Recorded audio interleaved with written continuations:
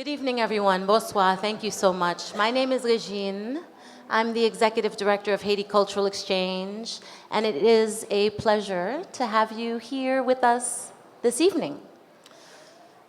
Son bel plaisir pour nous là ensemble. You know, community is what Haiti Cultural Exchange is about, our culture, supporting artists to develop, present, promote Haitian arts and culture. And I'm always, my cup leaves so much fuller after being in community with all of you and our culture. So I thank you. I really do thank you for your presence here this evening. Lakou NOU. I'm not going to stay here long because there's so much happening this evening, so I'll be short. Lakou NOU was founded in 2016, and so this is the 6th cohort of Lakou NOU artists it's an artist residency through an open call selection process that funds 4 artists every year to be in community and creating socially engaged projects, looking at opportunities, looking at assets in their communities, thinking about issues that matter to them, and creating work. And it's a beautiful, beautiful project. I am happy that we've been able to continue it. I look forward to being able to continue it. So many of the artists, it's different than our presenting work. For those of you that know Haiti Cultural Exchange, we do a lot of presentations in collaboration with multiple venues, in our own space at 5 Miles. The Lakou NOU residency is a much longer project. It really creates camaraderie and exchange, artistic exchange and energy among the 4 artists working together. It's always a beautiful thing to see and witness. And these artists are beautiful. And so I'm going to say their names. They're going to come out here and be properly introduced, but I want to say merci to Steven Baboun. Yes. Merci to Lalin St. Juste. Merci to Robenson Mathurin. And merci to Sherlee Skai. Merci for all your work, what you've put forth. Yes, let's give them another one. Another round. Yeah.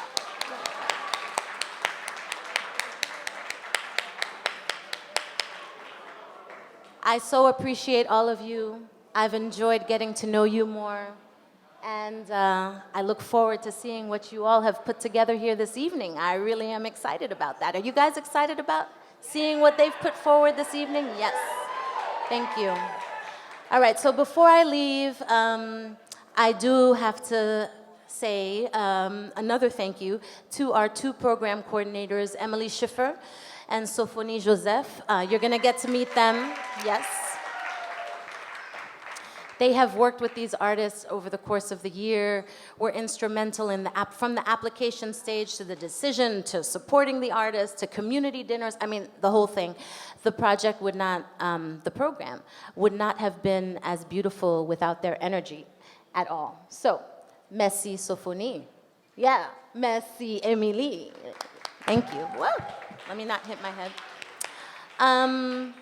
I think that's it. I really appreciate you being here. Please enjoy the evening.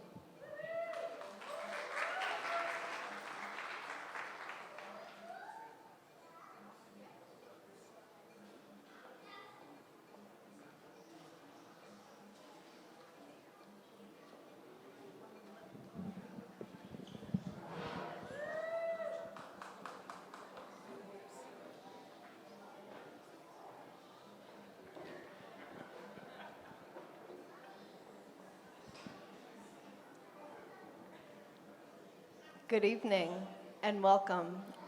We're going to start by introducing ourselves, and each of the artists are going to describe their projects briefly. And then we're going to start with some questions, and at the end we will open it up for the audience to ask some questions. So I'm Emily Schiffer. I'm one of the co-program coordinators, and I'm very happy to be here. Bonsoir tout le monde qui j'en ai. Content de tout le monde. Pas qu'à nous connaître, mais après nous pita, ok? No, moi c'est Sophoni Joseph. I am a visual artist and a community planner. I've had a pleasure this past year working alongside Emily on the Lakou NOU Artists in Residency program. I'm very proud of the work that the artists have created this year, and I'm really happy to be able to share this with you tonight. Please feel free to come and have a chat with me afterwards, okay? Yes. Bonsoir tout le monde. Oui. Oh, mes amis, bonsoir, bonsoir. Okay, I can't see y'all for real, but I'm so happy to be here with my cohort, who I am constantly inspired by. Emily, Sophoni, thank you. I can't believe this. Y'all are seeing the result of 7 months of hard work, and it's only a 3-hour event, so it's really interesting. My name is Steven Baboun. This year, for my Lakou NOU project, I worked with the Haitian LGBTQ+ community in Haiti and in Brooklyn. And through my project, we did educational and art-making workshops where we spoke about queer Haitian history, queer Haitian culture, queer Haitian music, TV, and activism. And we had the opportunity to have 2 queer grassroots activists zoom in through our sessions. So Etera from Courage, which is a grassroots LGBTQ organization based in Haiti fighting for queer rights, and Organisation Trans Haiti, which Dominique joined us, which advocates for trans Haitians, their medical needs, their social needs, and so on. And so these sculptures that you see are inspired, are the final product inspired by my Haitian queer community. And so, yeah.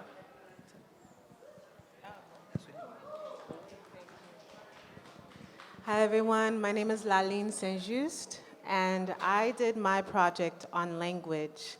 I had very personal one-on-one conversations with folks around Haitian Creole, those who are native speakers, those who don't speak it at all, as a way to understand our self-concept, our self-worth, our identity.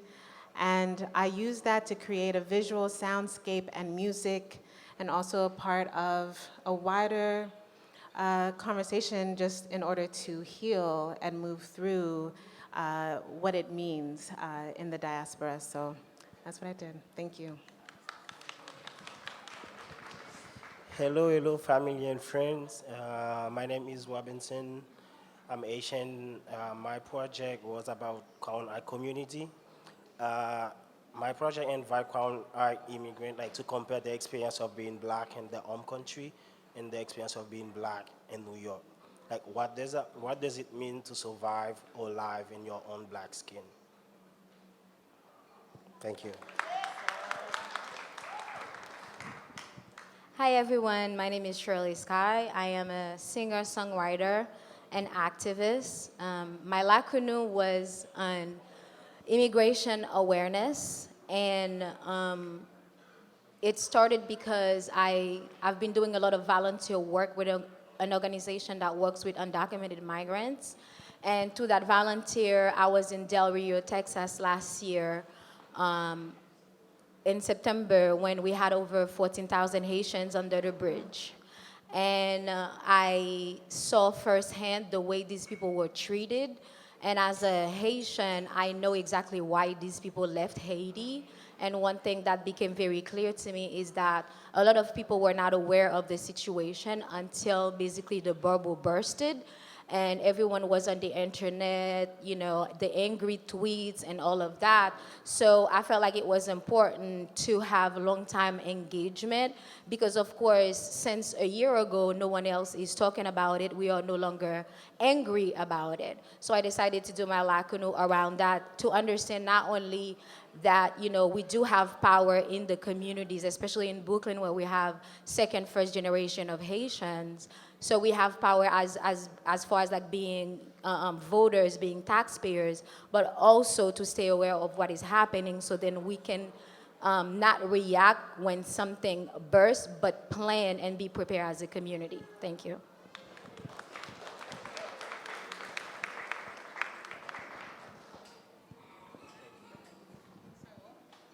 Our first question, how do you define community engagement in your practice, and how does it show up in your project?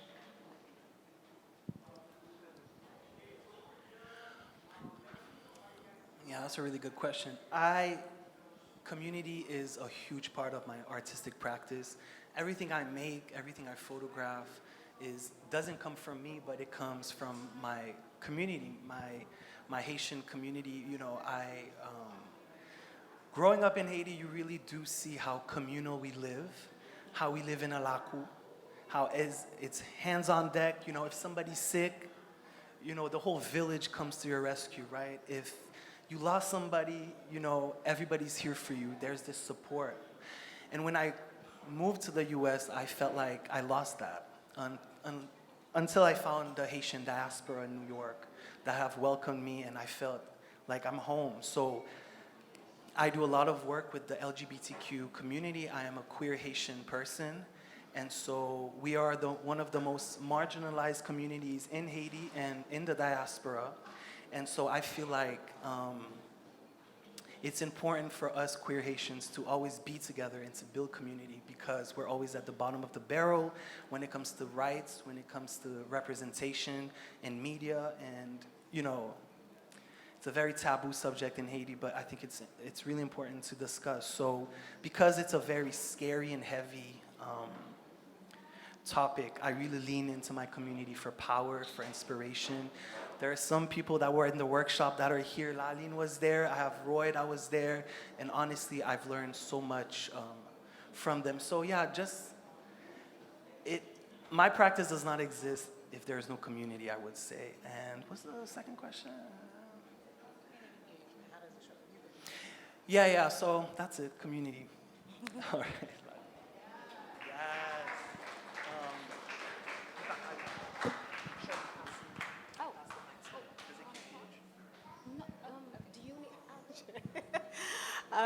So for me, community is infinite. It keeps on going. It always is expanding.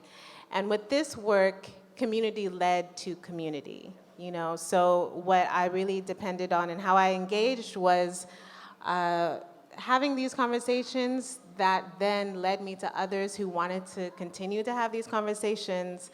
And what felt really good was to be able to take all these voices and mend them together, because to me it symbolizes this unity that we do have, you know, all the timbers of our voice, all the ways that we speak, all the things that we do, but a part of this larger community. And so it's been really beautiful to engage in that way.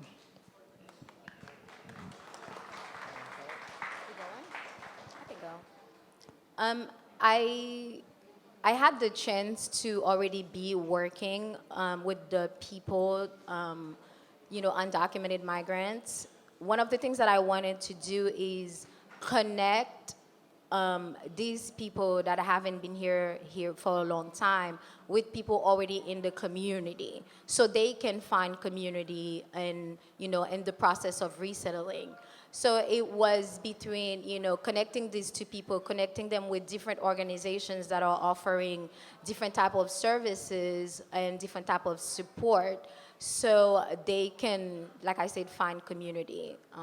In general, that's really what it was for me. And I have to say that I really found community in the cohort that we had together between us, as far as like the intersection in our work and how we are supporting each other.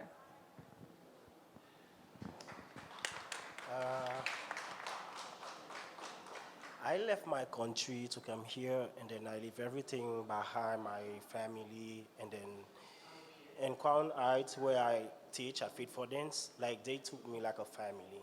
And then just want to say like how community is really important to me, because they like family for me, because I left friends or sister, my mother, I left everything behind, because Crown High community is not just Asian.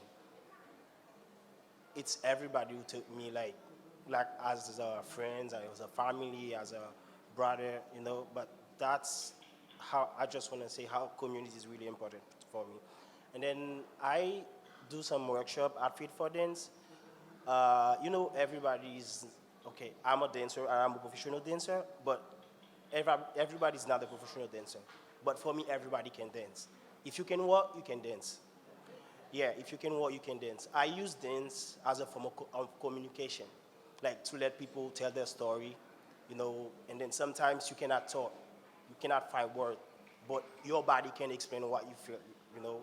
And then I use dance as a form of communication, you know, to talk to people, and then to let it be free. And then I did this workshop. It was really successful, and then they were really open to talk to me about their frustration, then how they want to talk. Then they want a space like, you know, to talk. Yeah, thank you. Okay. So the next question is, how does your work, both your medium and your approach, respond to or challenge the established narratives that are around your topic? Seigneur Jésus. Right? Yeah. So growing up as a proud gay Haitian, yeah, yeah. I mean, all my life that, you know, the idea of, oh, ça c'est ba blanc et blanc qui, you know, li a aux États-Unis, il tourne massisi, right? It's like a white person export, or it's like job manger ou bien malédiction qui tombe sous lui, right? It's like a curse. My mom thought somebody was after me for the longest time, and I had to reassure her that's not the case. But yeah, I mean, just being a queer Haitian is already a rebellious act, being proud, being open.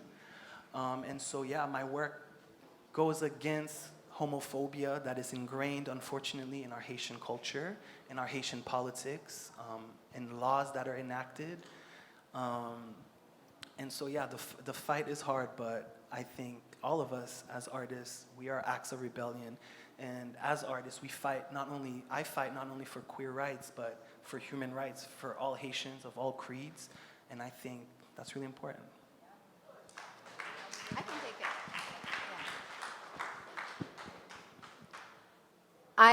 When you talk about immigration policies in the U.S., it is a sub of racial justice in the U.S., so it is absolutely against the status quo.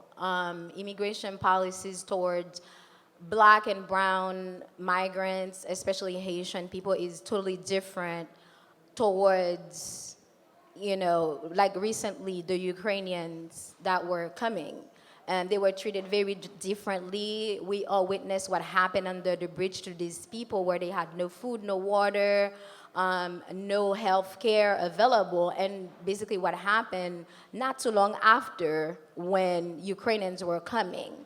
And also, we cannot talk about immigration policy without talking about foreign policy, and specifically foreign policy of U.S. towards countries like Haiti, and the reason why Haiti is the way it is, and the reason why these people are migrating, the forced migration. So everything about that is about challenging the status quo. Everything about that is about asking for change.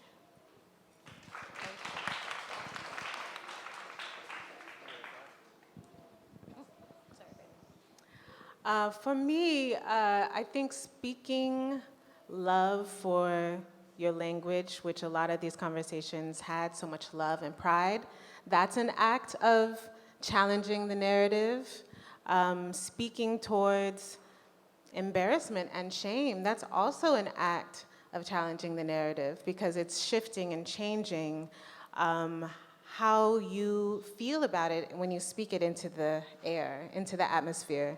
And so I think there's been a lot of, what I found in these conversations was a lot of rumination on discrimination towards Haitians in Brooklyn, elsewhere, and how that impacted identity and who we are and how we speak. And so I think by just speaking on it, that's a way to keep changing and pushing forward towards something else.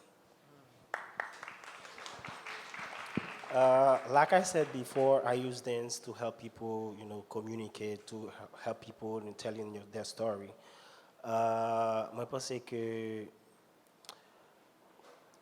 ça que moi t'ai essayé de faire, c'est un cours son dance healing. It's like people, comme si yo t'ai besoin côté pour yo t'ai ouvert, like, la frustration yo. Parce que à tout ça qui a passé dans le pays, nous, comme si tout ça qui a passé, même chez Brooklyn, and then moun yo besoin côté pour yo sentir yo safe. Like kote you konen you go kapali, even though you Asian, even though you Jamaican, and then we look the same. Okay, si ou la ou pa pale Creole mka do Jamaican. No, but I think yeah, if you don't speak Creole, I can say okay, you're Black American or you Jamaican. But I think it's for me it's unity and support each other and then moving forward for better thing. Yeah.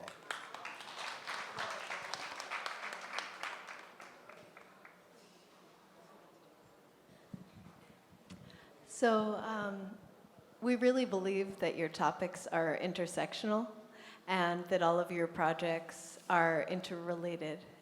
We'd love to hear, your thoughts about that. Yeah, when I first started the cohort and I was listening to Lalin, Robenson, and Sherlee's projects, I relate to bits and pieces of everything we worked on.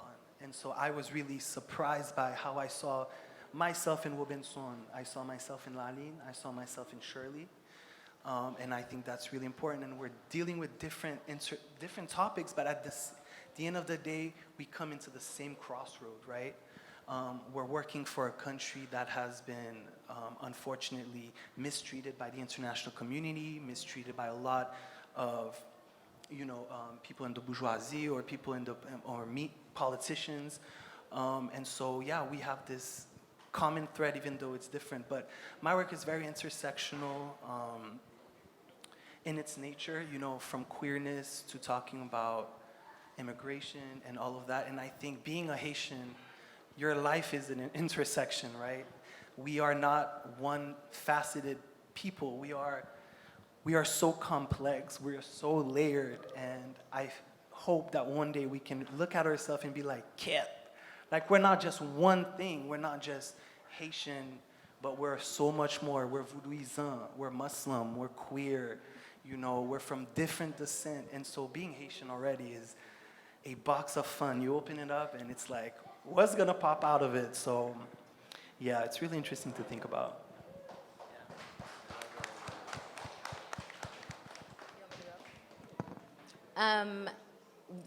One thing I have to admit is after I started working, on my project for Lakou NOU, I realized, oh my God, this is a lot to take on. And the reason why is if you talk about immigration policy, and like I was saying earlier, you have to talk about, the racial justice that come with it, but then when you think about, why this person immigrated and how they are going to fit in this new country, this new culture, then we are talking about identity. We're talking about Black identity, which is what Robenson is doing. And a part about this, fitting in is hiding your language or your accent, right, Lalin? So then I know you talk a lot about like you and a few people that I know not being allowed to speak Creole growing up because they really wanted to fit in. And, talking about being a minority, being a queer. So all of that comes into the fact that, you have to be in a different country, be in a different culture, and basically reimagine your life and who you are to try to fit in that new country. So I find the intersection, all of this kind of like just goes together for me, at least.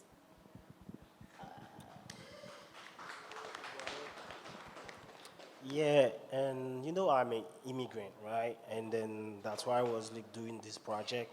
I left my country to come here, and then I can see in my country like the Black identity is not the same here. Like in my country is more, about who you are, your names, and then where you came from. Or you speak French. If you can speak French, okay, maybe you know some stuff. But if you cannot speak French, they're gonna look at you like some way. And then when I came here, like I see just it's like a system. It's more than a system. It's not just like about koto soti ou bien qui est-ce qui fait mieux. And then moi non l'école de ce côté que c'est seulement même qui black. Et ça va pas un problème parce que je connais un pays qui a belle marabout, belle négresse, pays belle en pile. Et m'bak a descendre tête main devant personne parce que nous connaissons qui est nous. Nous connaissons ça nous vaut. C'est sûr que Kounia pays nous un petit genre désordre, mais nous connaissons tout à prier pour une plus belle Haïti. Et c'est ça vraiment qui était bonne force pour me faire comparaison ça ici là comme on est et then là comment ça t'est pour et moi j'ai joué un résultat que me joué à la fin ça me dit c'était unity. C'est nous qui vous supporter l'autre. Si nous supporter l'autre, c'est que a bon plus bel changement.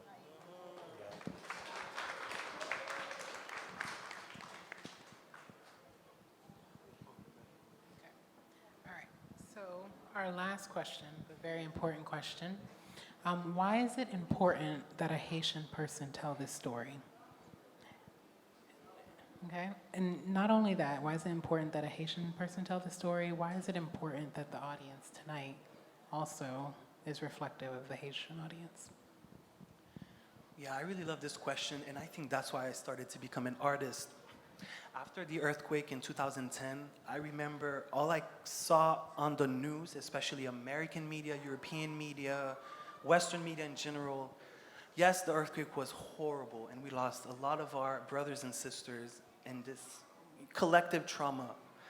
But all I saw for months and months and months on CNN is this degradation of our humanity. You know, it's how many times can you show a little kid under the rubble? We get it. How many times do you have to show our doctors are incompetent, right? And we have to bring other doctors from, but no, we have all the smarts, all the brains, all the intellect in our country. And I knew that, but the public didn't. And so as a 14-year-old, I was really pissed that somebody comes to my country and tells our story for us. National Geographic photographers flocked Haiti during the earthquake. They took pictures of poverty, they took pictures of oppression, not even connecting with the people, not knowing, probably didn't even know what Haiti was until this assignment they were giving. They take a shot, they move to the US, and they sell their photos for millions. And they get acclaimed, and you know, the person that they photographed gets nothing. All they get is embarrassment. Imagine you're a kid, you're 10 years old and you're the face of oppression, you're the face of poverty, you're the face of natural disasters. That is not cool, that is freaking embarrassing. And so and I told myself, you know what, I'm gonna be an artist because I wanna show the Haiti that I know, the Haiti that we know, the Haiti that's true to us. And so it's important for Haitians to tell our own story because there's nobody who can tell it better than us, so yeah.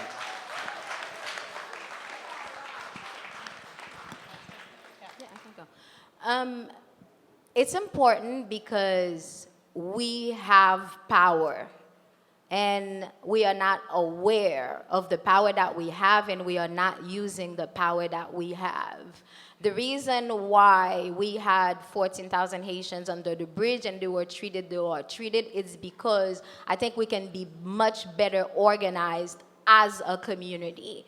Brooklyn has generations and generations of Haitians who has a voice, who can influence politics. I remember when Biden was running, he went to Little Haiti and made promises because he understood that the Haitian community had voting power.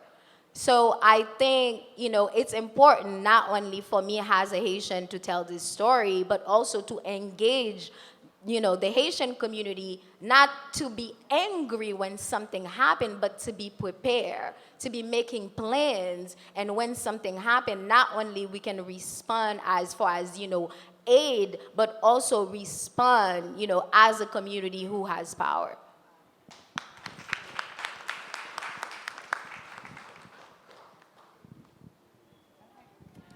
Thank you so much for joining us for the first session of the evening.